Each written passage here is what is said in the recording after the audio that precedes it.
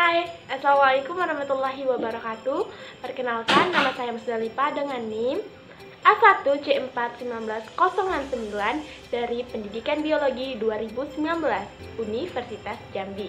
Nah, kali ini saya akan melakukan praktikum mandiri dengan judul tipe-tipe telur dengan tujuan untuk mengetahui tipe-tipe telur pada vertebrata dan membandingkan antara spesies lain dengan tipe telur yang berbeda. Selanjutnya adalah landasan teori pada praktikum kali ini. Pada umumnya, hewan vertebrata memiliki telur sebagai salah satu alat perkembangbiakannya.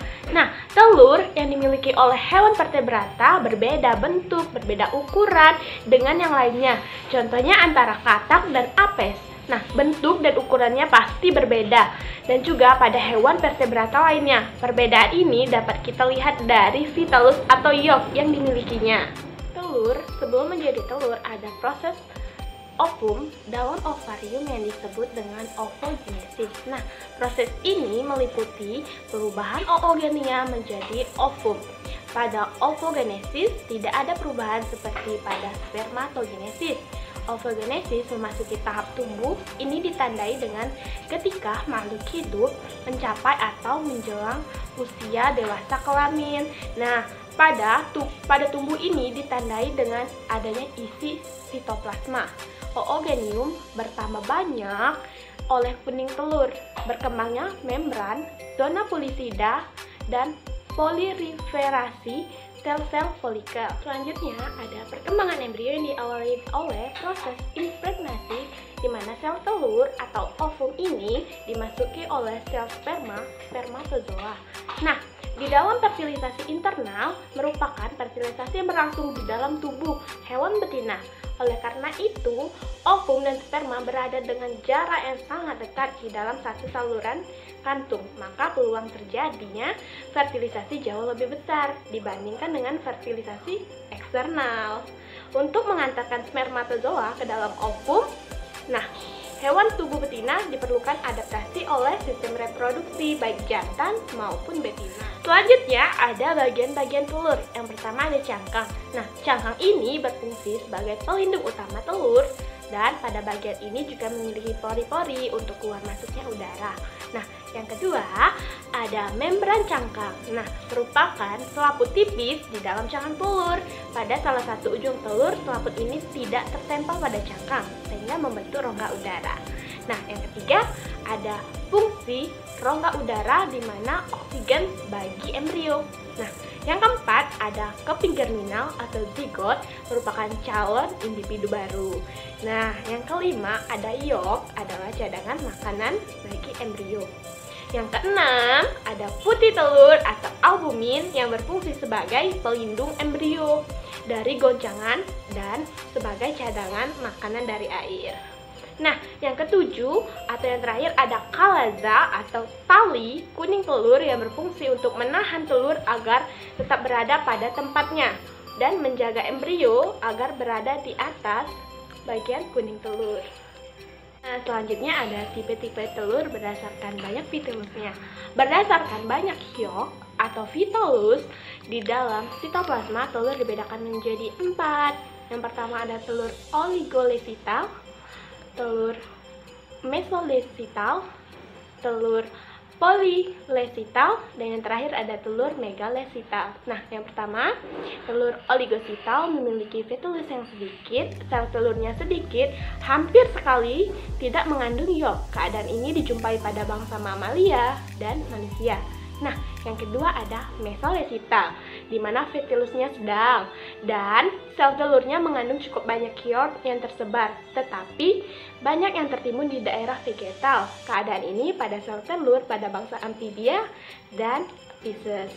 Nah, yang ketiga ada polylesital, di mana vitellusnya banyak, sel telurnya mengandung banyak yolk dan tertimbun di salah satu area. Nah, keadaan ini dijumpai pada sel telur, pada bangsa unggas, dan seperti reptil.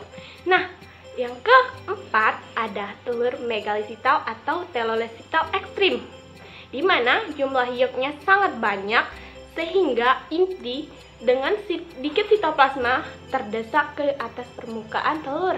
Tipe telur ini berukuran besar, contohnya pada apes dan pada reptil.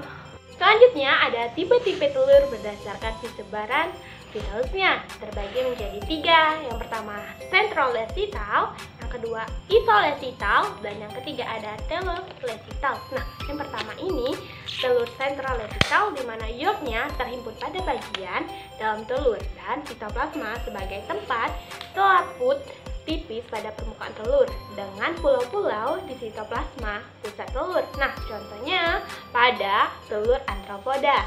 Nah, yang kedua ada isolecital, di mana jumlah yolknya relatif sedikit dan tersebar merata di daerah sitoplasma pusat telur. Nah, ini contohnya pada Echinodermata dan Mamalia. Dan yang ketiga ada telur telolecital, di mana jumlah yolknya relatif banyak dan tersebar di dalam sitoplasma pada daerah kutub negatif. Adapun alat dan bahan pada praktikum kali ini adalah menggunakan pisau, telur bebek rebus, telur ayam yang telah direbus, dan telur puyuh yang sudah direbus. Selain itu juga menggunakan telur bebek mentah, telur ayam mentah, dan juga telur puyuh mentah dan beserta cawannya. Prosedur kerja: disiapkan masing-masing 2 butir telur ayam, bebek, dan puyuh, yang satu mentah dan satunya direbus. Selanjutnya yang pertama mengamati telur bebek mentah. Pecahkan cangkang dengan hati-hati agar bagian dalamnya tidak pecah untuk diamati. Telur bebek memiliki cangkang sebagai pelindung utama dan memiliki membran cangkang merupakan selaput tipis di dalam cangkang telur, dan juga selaput ini tidak menempel pada cangkang sehingga membentuk rongga udara. Selanjutnya ada rongga udara yang berfungsi sumber oksigen bagi embrio.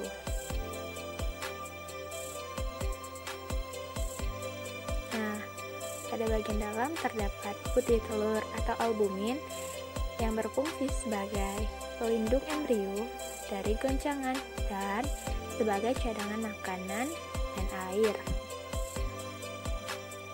Selanjutnya ada kuning telur atau yolk, adalah cadangan makanan bagi embrio. Selanjutnya terdapat kalaza atau kuning telur. Tali kuning telur ini berfungsi untuk menahan kuning telur agar tetap. Pengamatan pada telur ayam mentah. Pecahkan cangkang telur ayam tersebut kemudian diamati.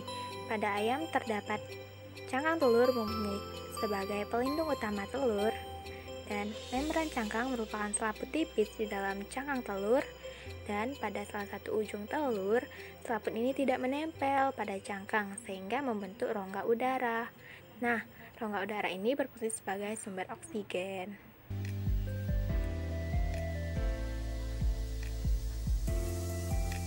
Selanjutnya terdapat putih telur atau albumin berfungsi sebagai pelindung embrio dari goncangan dan sebagai cadangan makanan. Selanjutnya ada kuning telur atau yolk berfungsi sebagai cadangan makanan. Pengamatan selanjutnya adalah pada telur puyuh yang masih mentah. Pecahkan cangkang telur puyuh dengan hati-hati dan amati bagiannya, di mana telur puyuh memiliki cangkang yang berfungsi sebagai pelindung utama telur, dan terdapat membran cangkang yang berfungsi seperti selaput tipis di dalam cangkang telur. Pada salah satu ujung telur terdapat rongga udara. Nah, ini tidak menempel pada cangkang. Nah, selanjutnya terdapat albumin atau putih telur yang berfungsi sebagai pelindung embrio dari goncangan dan sebagai cadangan makanan dan air, dan terdapat yolk atau kuning telur, dan juga terdapat kalaza. Dan selanjutnya adalah pada telur bebek yang sudah direbus. dimana yang pertama dipecahkan atau dikupas kulit telur agar bisa terlihat bagian dalamnya. Pada bagian dalam terdapat putih telur yang berfungsi sebagai pelindung embrio dari goncangan dan sebagai cadangan makanan dan air, atau disebut albumin.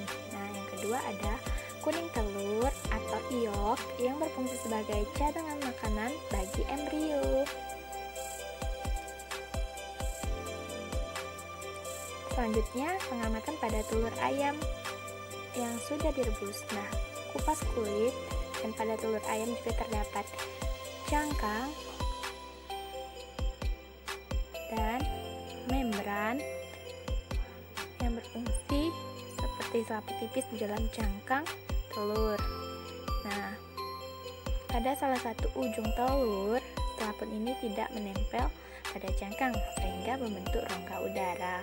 Rongga ini berfungsi sebagai sumber oksigen. Selanjutnya dibelah. Pada saat pembedahan dapat dilihat terdapat putih telur atau albumin dan terdapat kuning telur atau yolk sebagai cadangan makanan bagi embrio. Nah, pengamatan ketiga pada telur puyuh rebus. Pada telur puyuh dibelah terdapat cangkang yang berfungsi sebagai pelindung utama dan terdapat membran merupakan selaput tipis di dalam cangkang. Nah, selanjutnya terdapat albumin atau putih telur. Selain itu juga pada telur puyuh terdapat kuning telur atau yolk sebagai cadangan makanan bagi embrio. Berdasarkan hasil praktikum yang telah dilakukan antara telur ayam, bebek, dan puyuh tidak memiliki perbedaan yang sangat jauh karena masih tergolong dalam apes, di mana tipe telur adalah megalisital atau telolesital ekstrim, di mana jumlah yolk sangat banyak sehingga inti dengan sedikit sitoplasma terdesak naik ke permukaan telur. Selain itu, pada telur tersebut memiliki cangkang telur, membran cangkang, rongga udara, kuning telur, putih telur, dan kalaza. Baiklah, sekian video praktikum kali ini. Mohon maaf apabila ada kesalahan. Wassalamualaikum warahmatullahi wabarakatuh.